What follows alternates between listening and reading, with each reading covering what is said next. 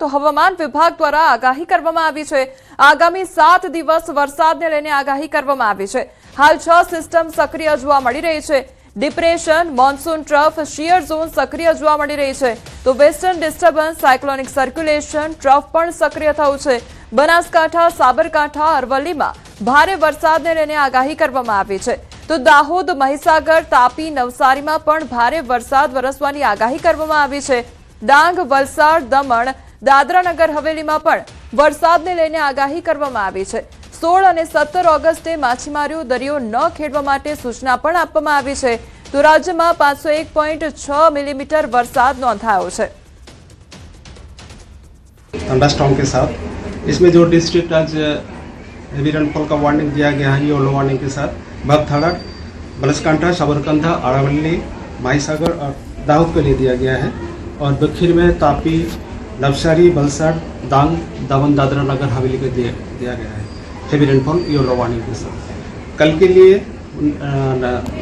15 अगस्त इसमें दक्षिण गुजरात की जो जिला है तापी, नवसारी, वलसाड, डांग, दमन, दादरा नगर हवेली, इसमें येलो वार्निंग के साथ आइसोलेटेड प्लेसेस में हेवी रेनफॉल का वार्निंग दिया गया है।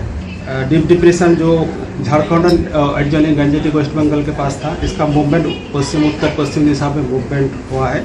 शेयर जोन अभी 23 डिग्री नॉर्थ में परसिस्ट कर रहा है। ये 3.1 एंड 7.6 किलोमीटर। તો મધ્ય ભારત તરફ આગળ વધ્યું છે ડિપ્રેશન। 9 રાજ્યોમાં ભારેથી અતિભારે વરસાદનું એલર્ટ જારી કરવામાં આવ્યું છે। હાલ રાંચી નજીક સક્રિય છે ડિપ્રેશન। પશ્ચિમ ઉત્તર પશ્ચિમ દિશામાં કરી રહ્યું છે ગતિ। દર કલાકે 20 કિલોમીટરની ઝડપથી આગળ ગતિ વધી રહી છે। હજુ 24 કલાક આ જ દિશામાં કરી શકે છે ગતિ। તો ઓડિશા, છત્તીસગઢ, ઝારખંડમાં વરસાદનું એલર્ટ જારી કરવામાં આવ્યું છે।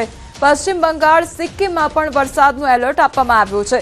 બિહાર, ઉત્તર પ્રદેશમાં ભારે વરસાદનું એલર્ટ આપવામાં આવ્યું। તો મધ્યપ્રદેશ, ઉત્તરાખંડમાં પણ ભારે વરસાદનું એલર્ટ આપવામાં આવ્યું છે।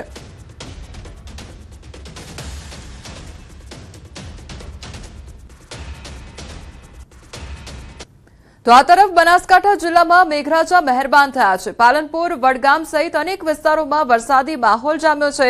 તો વરસાદ શરૂ થતા ખેડૂતોમાં ખુશીનો માહોલ જોવા મળી રહ્યો છે। છેલ્લા 2 દિવસથી જિલ્લામાં વરસાદી માહોલ જામ્યો છે। તો બનાસકાંઠામાં વરસાદી માહોલ જામ્યો છે અને પાલનપુર, વડગામ સહિત અનેક જે ગ્રામ્ય વિસ્તારો છે ત્યાં બપોર બાદ વરસાદી માહોલ જોવા મળ્યો। તો બીજી તરફ વાતાવરણમાં પણ ઠંડક પ્રસરી ગઈ છે। અંબાજી પંથકમાં ફરી એકવાર વરસાદી માહોલ જોવા મળ્યો છે। બપોર બાદ વરસાદની શરૂઆત થઈ ગઈ। સવારથી જ ગરમીના ભારે ઉકળાટ બાદ બપોર બાદ વરસાદ વરસવાની શરૂઆત થઈ। અંબાજી પંથકમાં રોકાઈને પડી રહ્યો છે વરસાદ, જે ખેતીલાયક વરસાદ માનવામાં આવી રહ્યો છે। તો છેલ્લા 3 દિવસથી બપોર બાદ જ ધીમી ધારે વરસાદ વરસી રહ્યો છે।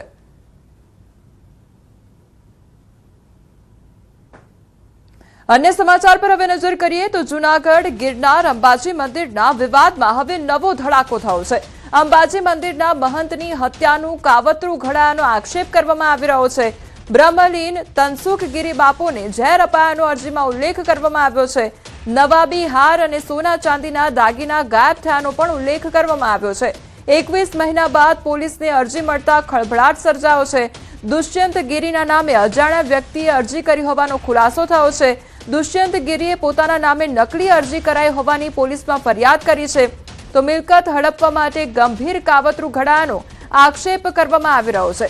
दुष्यंत गिरी अंबाजी मंदिरना सेवक रही चूक्या छे। तो ए डिविजन पोलीसे समग्र मामले तपास शरू करी छे।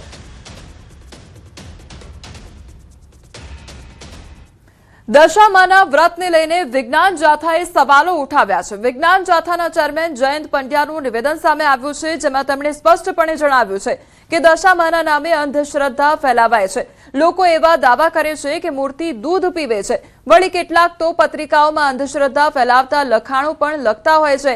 માતાજીના નામે કાર્ય નહીં કરો તો અપમૃત્યુ થશે તેવા દાવા કરાતા હોવાનો પણ વિરોધ કર્યો છે। તેમણે જણાવ્યું કે લોકોની આસ્થા સામે કોઈ વિરોધ નથી, પરંતુ દશામાના નામે અંધશ્રદ્ધા ફેલાવાતી હોવાનો આક્ષેપ કરવામાં આવ્યો છે।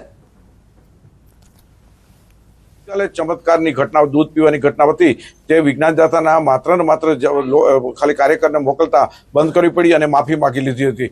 તો આ પ્રકારની ધર્મના નામે કે માતાજીની આડમાં નામે લોકોને અંધશ્રદ્ધા ફેલાવે છે અને લોકોને સાથે આર્થિક લૂંટ કરે છે, તેનો વિજ્ઞાન જાથા સદૈવ વિરોધ કરે છે. તો બીજી તરફ જાથાના આરોપોને ભક્તોએ ફગાવ્યા છે અને વિજ્ઞાન જાથા સામે રોષ પ્રગટ કરવામાં આવ્યો છે. ભક્તોએ કહ્યું કે માતાજીના વ્રત દરમિયાન પૈસા પડાવવાની વાત ખોટી છે. વિજ્ઞાન જાથાના ચેરમેન જયંત પંડ્યાએ દશામાના વ્રતને લઈને નિવેદન આપ્યું છે. દશામાના જે વ્રત દરમિયાન જે અંધશ્રદ્ધા ફેલાતી હોવાના આક્ષેપ કર્યા છે, ત્યારે દશામાના ભક્તો છે આપણી સાથે છે. શું કહેશો, આજે જયંત પંડ્યાએ જે નિવેદન આપ્યું છે, દશામાના વ્રત દરમિયાન અંધશ્રદ્ધા ફેલાતી હોય છે ખરી? નહીં, આ બધું ખોટું છે જયેશ પંડ્યાનું.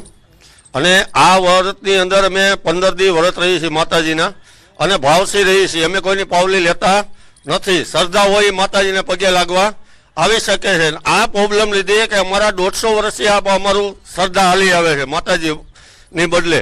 અમારે કોઈ દેવી પૂંજક સમાજ કોઈની પાવલી અમે ખાતા નથી. અને જયેશ પંડ્યાને અમારો દેવી પૂંજક સમાજની અંદર બહુ એનો ત્રાસ વધતો જાય છે. એટલે અમે દેવી પૂંજક સમાજ એટલું કહીએ છીએ કે અમારી દેવી બાબતમાં સમાજની અંદર તમે આડા પગે ન આવો, અને કદાચ આડા પગે આવશો તો અમારો સમાજ ભેગો થઈને, દેવી પૂજક સમાજ ભેગો થઈને તમારું આરોધન કરશું.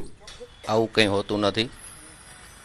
દરેક સમાજની એક દેવી હોય છે અને પૂજતા હોય છે, એનો શ્રદ્ધાનો વિષય છે. એટલે કોઈ દેવી દેવતા વિશે ટિપ્પણી કરવી એ અયોગ્ય છે. દરેકની છે એ ધર્મ, દરેકનો જે પોતાની લાગણી હોય છે એ અલગ અલગ દેવી દેવતાઓ સાથે જોડાયેલી હોય છે. તો ક્યારેય કોઈની આસ્થાને છે એ ઠેસ પહોંચે એવું ક્યારેય નિવેદન આપવું ન જોઈએ. અને એમણે જે વાત કરી છે અંધશ્રદ્ધાની કે પૈસા પડાવવાની, તો આજ દિવસ સુધી અમારા ધ્યાનમાં ક્યાંય એવું આવ્યું નથી કે કોઈ ભક્તો દ્વારા છે એ પૈસા પડાવ્યા હોય કે અંધશ્રદ્ધા ફેલાવી હોય. તેમ છતાં જો કોઈ ક્યાંય આવું કરતું હોય, અંધશ્રદ્ધા ફેલાવતું હોય, તો એમની આસ્થાનો વિષય છે, એમના શ્રદ્ધાનો વિષય છે. જે રીતના રાજકોટમાં જે ભક્તો છે, ભક્તોનું પણ કહેવું છે કે જે આવા નિવેદનોથી દૂર રહેવું જોઈએ, કેમ કે ક્યારેય પૈસા પડાવવા અને પૈસા આપવા વચ્ચે મોટો ફરક હોય છે. લોકો શ્રદ્ધાથી જો કોઈ પૈસા આપતા હોય, દાન ધર્મ કરતા હોય, તો તેમાં કંઈ ખોટું નથી. અને જો આવું કંઈ થતું હોય તો ક્યાંક જે છે કાયદાકીય કાર્યવાહી થવી જોઈએ, પરંતુ આવા નિવેદનોથી દૂર રહેવું જોઈએ તેવું રાજકોટમાં ભક્તોનું પણ માનવું છે. હાર્દિક જોશી, ન્યૂઝ 18 ગુજરાતી, રાજકોટ. જૂનાગઢ JIDC 2માં GPCBના અધિકારી અને પત્રકાર બની ઉદ્યોગકારોને ધમકાવી પૈસા પડાવતી ગેંગનો પર્દાફાશ થયો છે.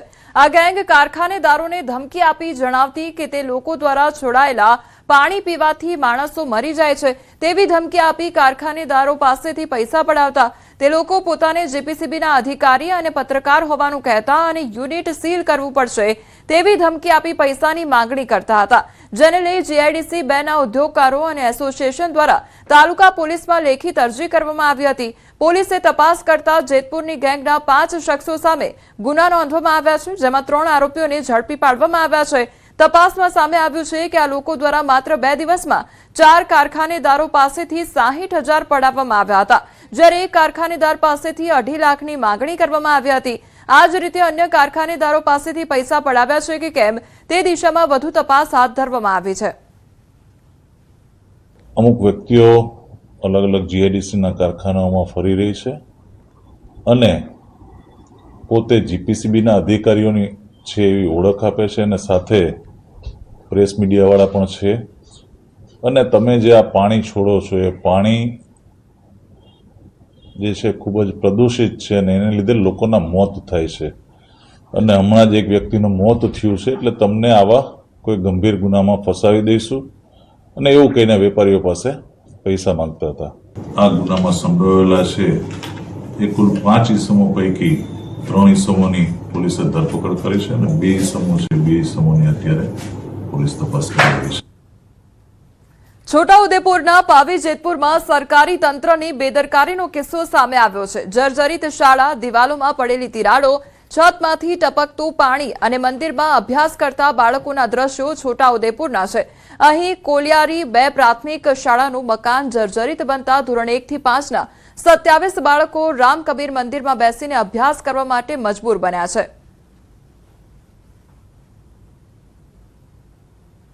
દિવાલ પડી જવાના કારણે બાળકોને બહુ મુશ્કેલી પડે છે. તો બાળકોને ભણવા માટે અમારે ગામમાં રામ કબીર મંદિર ત્યાં બાળકોને બેસાડવામાં આવે છે કે જે સ્કૂલ જેમ બને તેમ જલ્દી બનાવે એવી અમારી ગામ લોકોની માંગણી છે. તો લાંબા સમયથી શાળાનું મકાન જર્જરિત હોવાથી દિવાલોમાં મોટી તિરાડો પડી છે અને વરસાદ દરમિયાન છતમાંથી પાણી ટપકી રહ્યું છે. બાળકોની સુરક્ષાને ધ્યાનમાં રાખીને હાલ ગામના રામ કબીર મંદિરમાં વૈકલ્પિક વ્યવસ્થા કરવામાં આવી છે. જો કે મંદિરમાં કાર્યક્રમ હોય ત્યારે બાળકોના અભ્યાસ પર પણ અસર થાય છે. ગ્રામજનો, વાલીઓ અને શિક્ષકો દ્વારા વહેલી તકે જર્જરિત મકાન તોડી નવી શાળા બનાવવાની માંગ કરવામાં આવી છે. વાલીઓએ નક્કી કર્યું કે બાળકોને અહીંયા ના બેસાડતા આપણે રામ કબીર મંદિરમાં સ્થળાંતર કરી લઈએ, તો અમે બાળકો અહીંયા બેસાડીએ છીએ. તકલીફ તો પડે કે કોઈક ધાર્મિક પ્રસંગો હોય તો અમારે થોડું એ કરવું પડે છે, પણ ત્યાં એક જ દિવસ પૂરતું, કારણ કે પૂનમ એકલી જ હોય એટલે પછી અમારે અહીંયા સારું. અમારી શાળા બહુ ખૂબ જર્જરિત થઈ ગઈ છે, બહુ જૂની છે, એટલા માટે બાળકોને બેસવાની તકલીફ પડે છે, ભણવાની તકલીફ પડે છે. એટલે અમારા ગામમાં રામ કબીર મંદિર છે ત્યાં છોકરાઓને બેસાડીએ છીએ. અને છોકરાને અમે ક્યાં સુધી બેસાડીએ, ક્યાં સુધી છોકરાને તકલીફ પડે. એટલે અમારી શાળા વહેલી તકે બને એવી સરકારશ્રીને અમારી ખૂબ ખૂબ માંગ છે. તો આ મામલે તાલુકા પ્રાથમિક શિક્ષણ અધિકારીનું કહેવું છે કે શાળાના ઓરડા જર્જરિત હોવાથી બાળકોને જોખમ ન રહે તે માટે તેમને મંદિરમાં બેસાડીને અભ્યાસ કરાવવામાં આવે છે. મંદિર ખાતે કાર્યક્રમ હોય ત્યારે અન્ય સ્થળે બાળકો માટે વ્યવસ્થા કરવામાં આવે છે. તો શાળાના નવા ઓરડાઓ માટે દરખાસ્ત મોકલવામાં આવી છે, પરંતુ હજુ સુધી નવી શાળાને મંજૂરી મળી નથી. જર્જરિત હોય એમાં બાળકોને બેસવાને આપણે પરમિશન આપી નથી. તેની જગ્યાએ ગામમાં જ નજીકમાં જ રામ કબીર મંદિરમાં એમની પાકા મકાનમાં વ્યવસ્થા કરેલ છે. જેથી કરીને બાળકોને આવી અણધારી પરિસ્થિતિમાં કોઈ જાનહાનિ થાય નહીં. નવા મકાનની દરખાસ્ત કરવામાં આવી છે. ત્યાં સુધી આ વૈકલ્પિક વ્યવસ્થાના ભાગરૂપે પાકા મકાનની અંદર સંત રામ કબીર મંદિરમાં વ્યવસ્થા છે. સૌ ભણે, સૌ આગળ વધે, સર્વ શિક્ષણ અભિયાન. પરંતુ શું છોટાઉદેપુરના બાળકોને સારું શિક્ષણ મળે છે? ત્યાં ન્યૂઝ 18 ગુજરાતીની ટીમ પહોંચી છે પાવી જેતપુર તાલુકાના કોલિયારી ગામ. આપણે તસવીર બતાવવા માંગીએ છું કે આ કોલિયારી પ્રાથમિક શાળા જે છે જર્જરિત હોય અને તેઓના દિવાલો પર તિરાડો પડી ગઈ હોય અને વાલીઓને એક ડર હોય કે આ જે સ્કૂલ છે ક્યારે પડી જાય તેનું નક્કી નહીં. તેને લઈને ગામના લોકોએ નિર્ણય કર્યો અને ગામની અંદર આવેલું જે રામ કબીર મંદિર છે ત્યાં બાળકોને લાવવાની ફરજ પડી. આમ તો આપ જે તસવીરમાં જોઈ શકો છો કે આ જે ત્રિકમદાસ સાહેબ જે કહી શકાય કે રામ કબીર મંદિર છે કે એના હોલની અંદર બાળકોને અભ્યાસ આપવામાં આવી રહ્યો છે. આપણે એ પણ બતાવીશું કે બાળકો કઈ રીતે અભ્યાસ કરે છે. જેવી સુવિધાઓ કે સારી સ્કૂલની અંદર મળવી જોઈએ તે નથી મળતી અને આજે 1 થી 5ની શાળા આ હોલમાં ચલાવવામાં આવે છે. જ્યારે પણ આજે રામ કબીર મંદિરની અંદર જ્યારે ભક્તો આવતા હોય છે, અહીં કાર્યક્રમ થતા હોય છે, ત્યારે આ બાળકોને અન્ય બીજી વ્યવસ્થા કરવી પડતી હોય છે. ત્યારે આજે ગામની અંદર સ્કૂલ ના હોય, આ બાળકો આ રીતે અભ્યાસ કરવા મજબૂર છે. પરંતુ ગામના લોકોની એક જ ચિંતા છે કે આ ગામની અંદર ક્યારે શાળા મળશે, ક્યાં સુધી બાળકો મંદિરના શરણે રહેશે. હવે છોટાઉદેપુર તંત્ર આ બાળકોની ચિંતા કરે, સારી એવી અહીં શાળા બનાવીને આપે તો આ બાળકોનું ભાવિ ઘડતર થાય અને સારી રીતે અભ્યાસ કરી શકે. સેજબ ખત્રી, ન્યૂઝ 18 ગુજરાતી, છોટાઉદેપુર. અમદાવાદના ભદ્રેશ્વર વિસ્તારમાં 16 વર્ષીય સગીરાના આપઘાતના મામલે ચોંકાવનારી વિગતો ખુલી છે.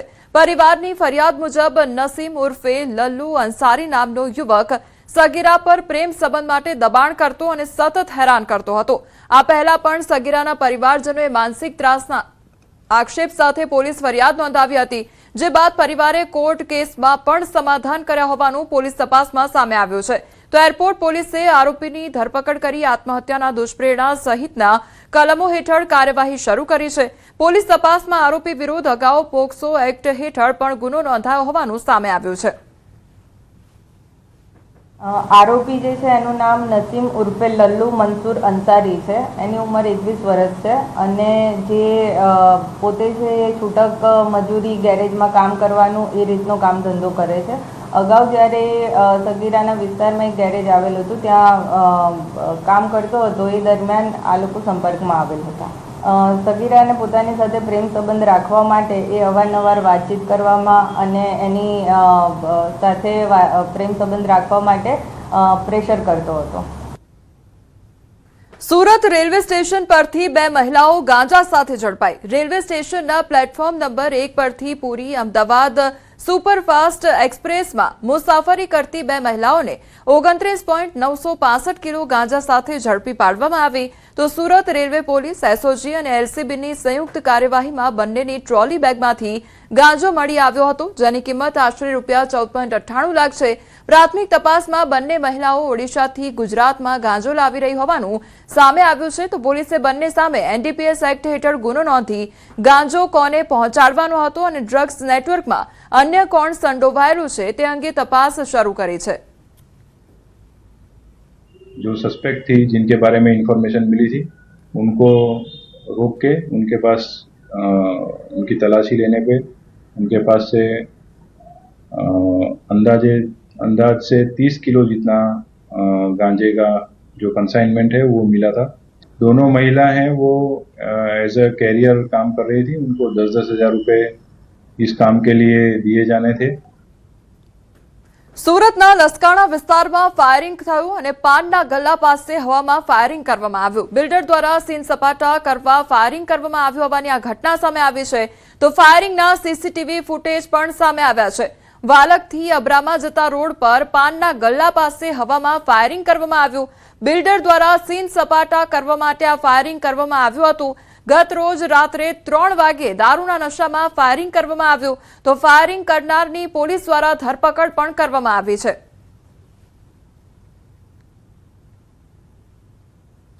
કલોલના દંતાલી ગામની સીમમાં રહેણાંક અને ખેતી વિસ્તાર નજીક શેડમાં ચાલી રહેલા ગેરકાયદેસર ગેસ રિફિલિંગના રેકેટનો સાથે જ પોલીસ દ્વારા પર્દાફાશ કરવામાં આવ્યો છે.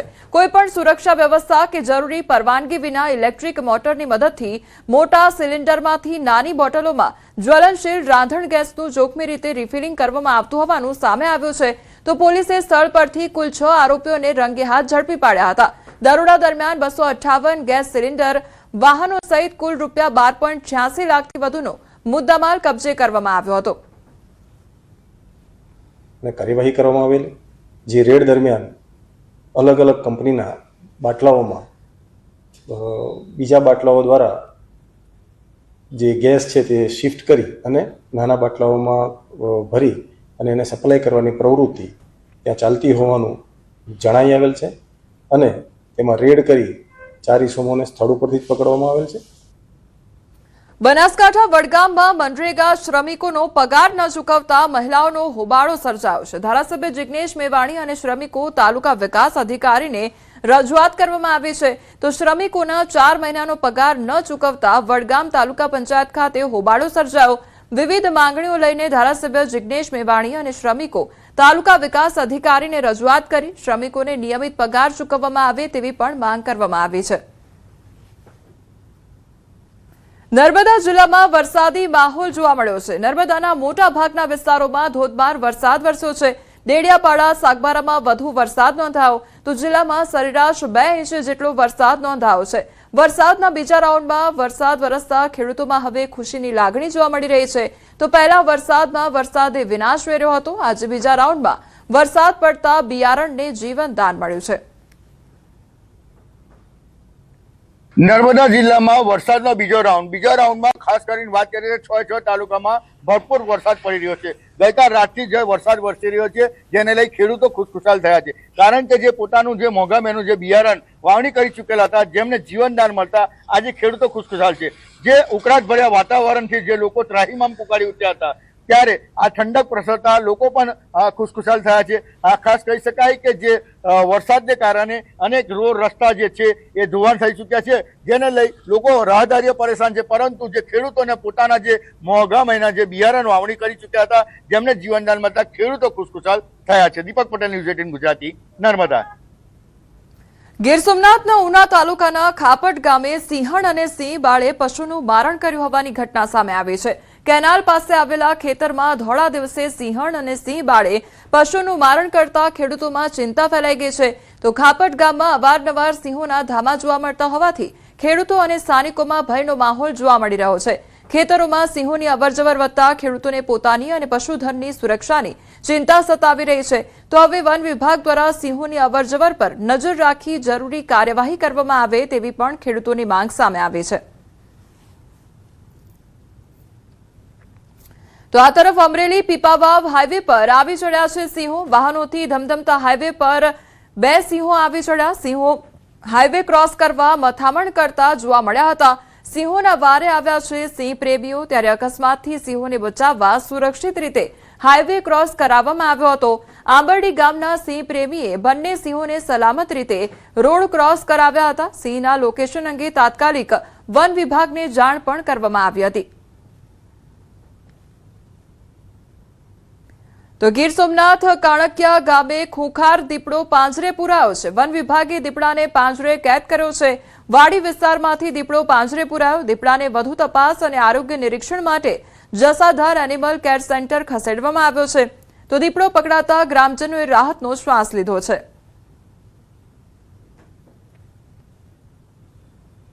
આ તરફ મહીસાગરના સંતરામપુરના સિંગલગઢ ગામના 7 ફૂટ લાંબો મહાકાય અજગર જોવા મળ્યો છે। ખેડૂતના ઘર પાસે અજગર દેખાતા સ્થાનિકોમાં ભયનો માહોલ સર્જાયો। ખેડૂતની જાણ બાદ વન વિભાગની ટીમ ઘટનાસ્થળે પહોંચી આવી હતી। એનિમલ હેલ્પ ચેરિટેબલ ટ્રસ્ટની ટીમે અજગરનું રેસ્ક્યુ કર્યું। તો અજગરને સુરક્ષિત રીતે જંગલ વિસ્તારમાં મુક્ત કરવામાં આવ્યો છે। અજગરને જોવા માટે સ્થાનિકોમાં પણ ભારે ઉત્સુકતા જોવા મળી હતી। સુરતના અડાજણમાં અજગરનું રેસ્ક્યુ કરવામાં આવ્યું છે। અજગરનું બચ્ચું મળી આવતા વન વિભાગને જાણ કરવામાં આવી હતી। વન વિભાગના સ્વયંસેવકોએ સાવચેતીપૂર્વક રેસ્ક્યુ કામગીરી હાથ ધરી। તો બાદમાં અજગરના બચ્ચાને વન વિભાગને સોંપવામાં આવ્યું છે।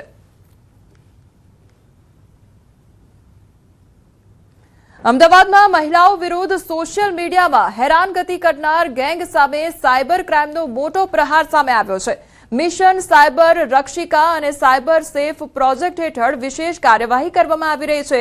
એક મહિલા સહિત 8 આરોપીઓ સાયબર ક્રાઇમ પોલીસના હવાલે હવે હાથ ધરવામાં આવશે। ત્યારે સાયબર ટીમ દ્વારા આ મોટી કાર્યવાહી હાથ ધરવામાં આવી છે। 8 આરોપીઓની ધરપકડ પણ કરવામાં આવી છે। તો મહિલાઓના નામે ખોટા આઈડી બનાવવામાં આવતા હતા અને ત્યારબાદ હેરાનગતિ કરવામાં આવતી હતી। તો સાયબર ટીમ દ્વારા મોટો પ્રહાર હાથ ધરવામાં આવ્યો છે। ક્રાઇમ પોલીસના હાથે 8 આરોપીઓ ઝડપાયા છે। એવા હોય તો તાત્કાલિક જો અમદાવાદ શહેર જો સાયબર ક્રાઇમ યુનિટમાં જો આવીને કમ્પ્લેન કરે તો કુલ 11 જેટલા આપણને કમ્પ્લેન મળી હતી અને 11 આ બધા લગભગ જુલાઈના મહિનાના કમ્પ્લેનો છે। એના તાત્કાલિક જો પોલીસના અલગ અલગ ટીમ બનાવીને અમુક આરોપીઓ અન્ય રાજ્ય કુછ રાજસ્થાનના આરોપી છે, કુછ ગુજરાતના અલગ અલગ જિલ્લાઓના આરોપી છે અને આજે 8 આરોપીઓને ધરપકડ કરવામાં આવી। આમાં એક મહિલા છે અને 7 બીજા આરોપીઓ છે। આમાં આ વિગત અમે લોકો જો જ્યારે એનાલિસિસ કર્યા ત્યારે ખબર પડી કે આ લોકો જો ખોટા એક કોઈ લેડીના આપના આઈડી બનાવીને અપ્રોચ કરીને કોન્ટેક્ટ બનાવ્યા અને પછી જો એના ગમે તેમ કરીને એના જો સિક્યોરિટી ફીચરના અભાવને લીધે જો આ લોકો એના હેક કરીને એના બધા ફોટોઝ, વિડીયો, મોર્ફ વિડીયોઝ અને ન્યૂડ વિડીયોઝ મોકલવાના અને પછી જો એના ધમકાવવાના કે તમે અગર એટલા પૈસા નહીં આપશો તો તમારે અમે વાયરલ કરી દઈશું। તો મહિલાઓને બદનામ કરવા માટે ફેક પ્રોફાઇલ આરોપીઓ દ્વારા બનાવવામાં આવતી હતી અને ખોટી ઓળખનો ઉપયોગ કરવામાં આવતો હતો। અત્યાર સુધી આવા 11 કેસો પણ સામે આવ્યા છે। કેટલાક આરોપીઓ અન્ય જિલ્લાઓમાંથી પણ ઝડપાયા છે। તો સોશિયલ મીડિયા પર મહિલાઓને ટાર્ગેટ કરવામાં આવતી અને ત્યારબાદ પૈસાની ઉઘરાણી કરવામાં આવતી તેવા પણ કિસ્સા સામે આવ્યા છે। 2 આરોપીઓ વિકૃત માનસિકતા ધરાવતા હોવાનું પણ તપાસમાં ખુલ્યું છે। બનાસકાંઠા પાલનપુરના ચિત્રાસણી ગામે ગાય રખડતા પશુનો આતંક સામે આવ્યો છે। ત્યારે આધેડ ગામમાંથી ઘરે જતા રખડતા પશુનો હુમલો સામે આવ્યો છે। ત્યારે હુમલો થતા આધેડ ઇજાગ્રસ્ત પણ થયા હતા।